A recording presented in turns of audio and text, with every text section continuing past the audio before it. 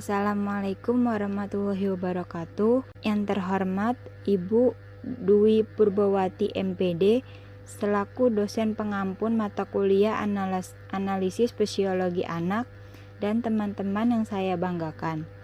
Kami dari kelompok 11 yang beranggotakan saya sendiri Siti Urmila dan teman saya Diana Trias Utami. Kami akan mempresentasikan tentang upaya peningkatan kualitas tumbuh kembang anak.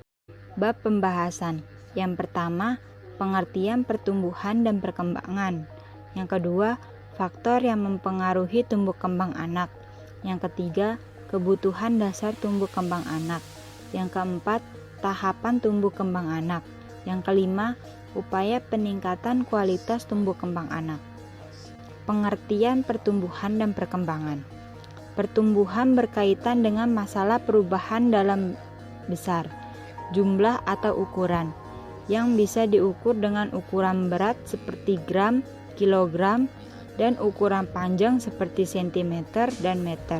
Perkembangan yaitu bertambahnya kemampuan dalam struktur dan fungsi tubuh yang lebih kompleks dari seluruh bagian tubuh sehingga dapat memenuhi fungsinya, termasuk perkembangan emosi, intelektual, dan tingkah laku. Faktor yang mempengaruhi tumbuh kembang anak. Yang pertama, faktor genetik. Menentukan sifat bawaan anak tersebut, kemampuan anak adalah ciri khas diturunkan dari orang tuanya. Faktor yang mempengaruhi tumbuh kembang anak yang kedua ialah faktor lingkungan. Lingkungan berfungsi sebagai penyedia kebutuhan dasar anak untuk tumbuh kembang sejak dalam kandungan sampai dewasa. Lingkungan yang baik akan menunjang tumbuh kembang anak. Sebaliknya, lingkungan yang kurang baik akan menghambat tumbuh kembangnya.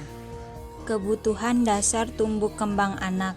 Yang pertama, kebutuhan fisik biomedis atau asuh, meliputi pangan, gizi, perawatan kesehatan dasar, pemukiman yang layak, kebersihan perseorangan, dan pakaian. Yang kedua, kebutuhan emosi atau kasih sayang, bisa disebut dengan ASIH, yaitu kasih sayang dari orang tua akan menciptakan ikatan yang erat untuk menjamin tumbuh kembang anak yang baik dari fisik, mental, atau psikososial. Yang ketiga, kebutuhan akan stimulasi mental atau bisa disebut dengan asah, yaitu dapat mengembangkan kecerdasan, kemandirian, kreativitas, agama, kepribadian, moral etika, produktivitas sang anak. Tahapan tumbuh kembang pada anak. Yang pertama, masa bayi, usia 0-1 tahun. Yang kedua, masa prasekolah, usia 1-6 tahun. Yang ketiga, masa sekolah, usia 6-18 atau 20 tahun.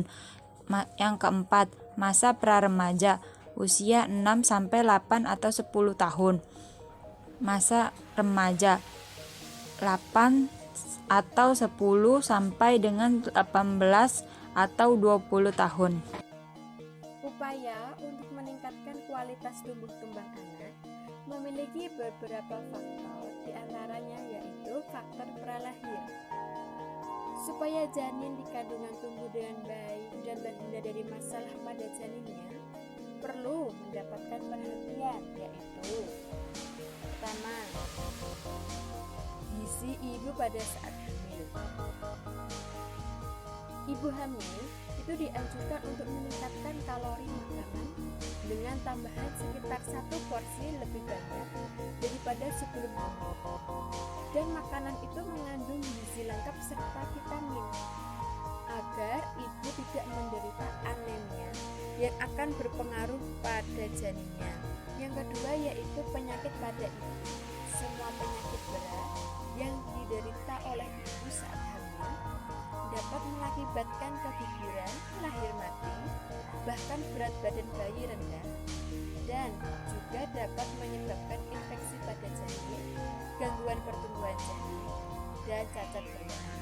Infeksi yang sering menyebabkan cacat bawaan yaitu TROS, toxoplasmosis, rubella, cytomegalovirus, herpes simplex. Maka dari itu dianjurkan sebelum dan selama hamil, ibu memeriksakan kesehatannya secara teratur di bidan atau di rumah sakit. Ada juga faktor pada saat lahir. Persalinan yang lancar tanpa komplikasi pada bayi akan memberikan dampak yang baik bagi tumbuh kembang anak di kemudian hari. Karena berbagai komplikasi persalinan seperti anak tidak menangis saat lahir atau disebut asfiksia dan trauma lahir dapat mengakibatkan kelainan tumbuh kembang pada sang anak. Oleh karena itu, perawatan pralahir itu sangat penting. Dengan perawatan yang baik, akan memberikan tindakan secara awal sehingga bayi lahir dengan selamat. Dan ada juga faktor setelah lahir. Pada faktor ini, ada beberapa hal yang perlu diperhatikan agar anak sehat. Di antaranya yaitu, pertama, gizi anak. Makanan merupakan peranan penting dalam tumbuh kembang anak. Pemberian ASI sangat penting bagi bayi karena nilai gizinya yang tinggi dan terdapat zat-zat kekebalan yang melindungi anak dari berbagai infeksi. ASI yaitu makanan terbaik yang bisa di bulan pertama kehidupannya. Yang kedua ada kesehatan anak. Kesehatan anak sangatlah penting dalam tumbuh kembangnya. Jika anak sakit, maka segera dibawa ke tempat pelayanan kesehatan. Anak yang sehat itu umumnya akan tumbuh dan berkembang dengan baik. Yang ketiga ada imunisasi. Imunisasi memberikan kekebalan agar anak tidak mudah terserang atau bahkan tertular penyakit. Pemberian imunisasi harus beruntun dan imunisasi yang wajib diberikan yaitu DCT, hepatitis B, polio, DPT, dan campak. Yang dianjurkan yaitu HIV, MMR, tifoid, hepatitis A, dan kanker. Yang keempat ada stimulasi yaitu perangsangan. Ada penglihatan, bicara, pendengaran, dan perabaan yang datang dari lingkungan anak.